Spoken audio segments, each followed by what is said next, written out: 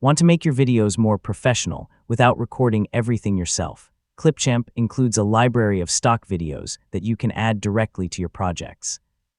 In this guide, I'll show you how to add stock videos in Clipchamp step by step in 2026. First, open Clipchamp and create a new project or open an existing one.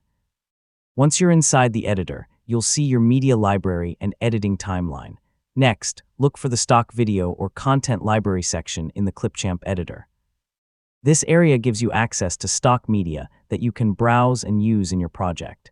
Use the search box to find footage related to your project. For example, you can search for nature, business, technology, travel, food, or other topics. Browse the results and look for footage that matches your video's style.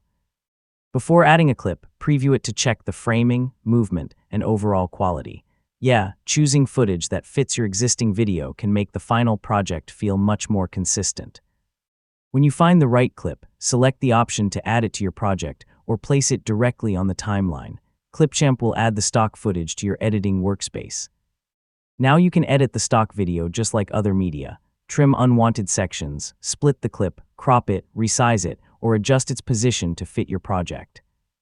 Place the stock footage where it works best in your project. You can use it as an introduction, background footage, a transition between scenes, or supporting visuals while narration plays. Finally, play your project from beginning to end and check how the stock footage fits with the rest of your video.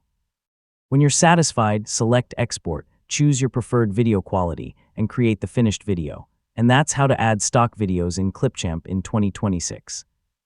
Open the stock library, search for footage, preview your options, add the clip, edit it, and include it in your final project.